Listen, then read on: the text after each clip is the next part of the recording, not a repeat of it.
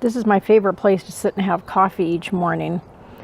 And I really love this little table and chair set. However, it's outdoors, and it was originally meant to be indoor furniture. And over the last 5 years, it has started to weather some. And we have really intense heat here in Arizona, along with pretty fierce sun in the summertime. So I decided to refinish it, and I need to have something that's more weatherproof and appropriate for outdoors. And one thing that I like about this set is the cushions are actually attached with Velcro. I got this set from my mother-in-law, and she put this down. As you can see, it's really on there good. After being in place for 5 years, the Velcro has really stuck. We're going to leave it on the chair and just paint around it, because I think it has worked really well keeping the cushions in place. Okay, to start out with, I'm just going to hose it down. That'll get most of the dirt off. And then I will use a soap solution. TSP and water is best, but I don't actually have any TSP right now. So I think I'll use dish soap or something like that. And just a tiny bit in some water, and then I'll rinse it one more time, and then I'll let it dry. I decided to use this to wipe it down with, and then I'll give it another rinse. And I think that should work fine. The main point is just to get the dirt off. Okay, so I have wiped down the table with the cleaning solution and then rinsed it again. And the next step was to remove the 2 leaves on the table. That'll make it easier for painting. I had to scrub a little extra under the hinge areas, and each leaf was marked so that it would get back on the right side of the table. This is the only place that is a problem on the table. The wood split right here. So we'll fill that and sand it, and then we will put our undercoat on. We're using Pro Bond wood filler to fill the little cracks that I showed earlier. And we mixed a little bit of water with it. And then we also have the dust off canister there to blow away any dust. Then we'll use a tack cloth when we're all finished. We sanded it with 120 sandpaper just to smooth the finish and degloss the finish.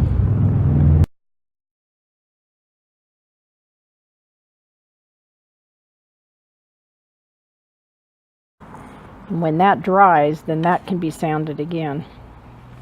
Now I have moved the chairs inside the garage, so I have more of a dust-free environment. It's not dust-free, but it's better than outside with the breeze and dust blowing around and bugs and things. So now I'm going to use a tack cloth, and that just is used for wiping down any residue left from sanding. The reason that we sanded is to degloss the chairs and the table. And the reason you do that is if you add a semi-gloss paint over a semi-gloss or glossy surface, it doesn't want to stick properly. Now the paint that I chose is a primer paint in one. So I am supposed to be able to paint over this without putting down an undercoat, but I have found in the past that usually I do better putting down an undercoat first. So I feel a little bit safer doing it that way. It doesn't hurt to have an extra coat of paint. For that, I just buy the cheapest flat white paint that I can find. Now, if this was just brand new wood, then you would need to use a primer. And then, in fact, I could just use the primer paint.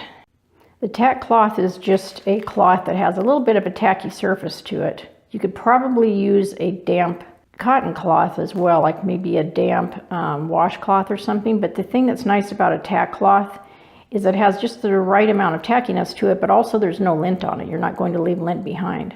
The purpose of it is to clean off any residue, so it's ready for painting. I actually found some really good quality Olympic Assure paint and primer, so I decided to use that. I want to make sure that I have the best that I can put on this table and chair set, since it will be outside, and it'll get all kinds of weather from thunderstorms and rain to intense heat and sun. This is the underside of the table, and it went down pretty smooth on that area. And as you come around here, this is what has a little bit of a semi-gloss finish on it still. You can see there's more streak in that area. So up here, I think that's fine, But on the table that had the finish on it before, I think I'll put a second coat.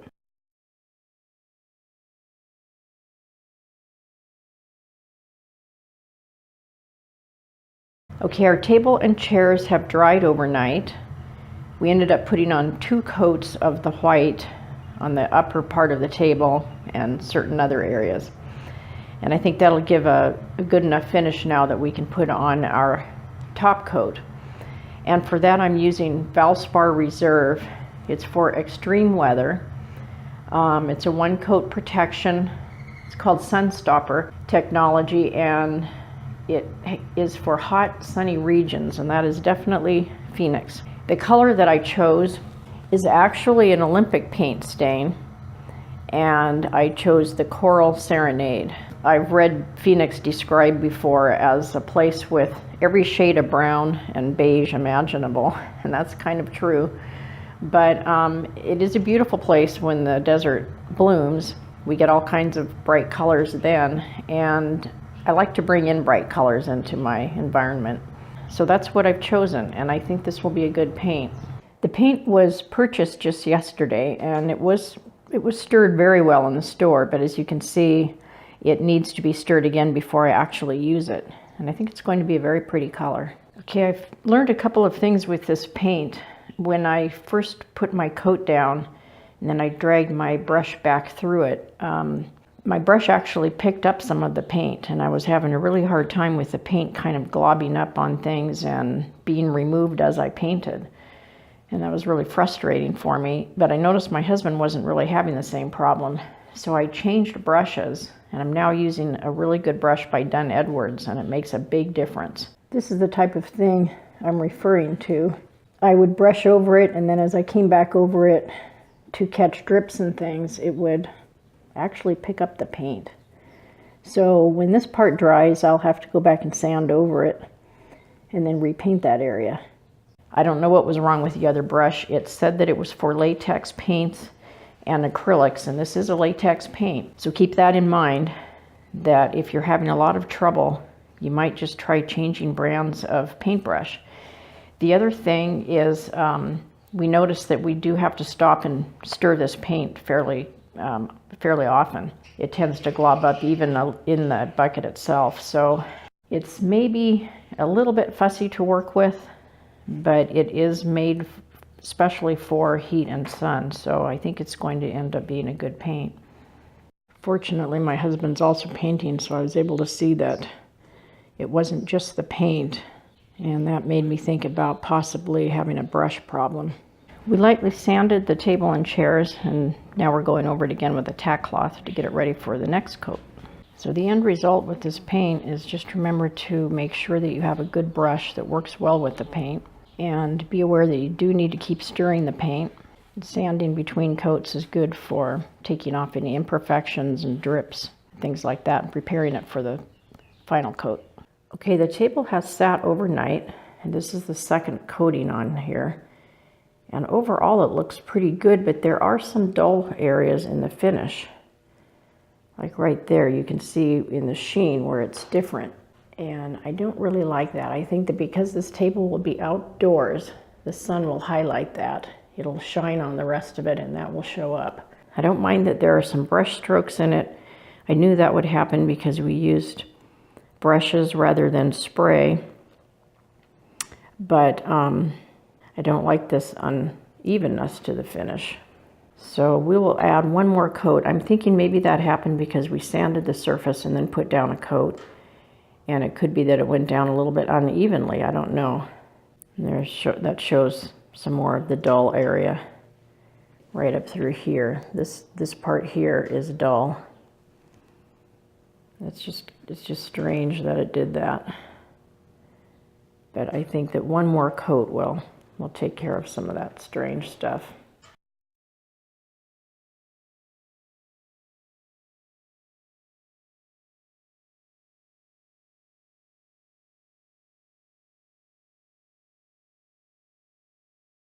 I also have a project on my sewing and craft website, craftandfabriclinks.com, on making these beautiful flower boxes. So if you go to the link that I show here, you can see that project.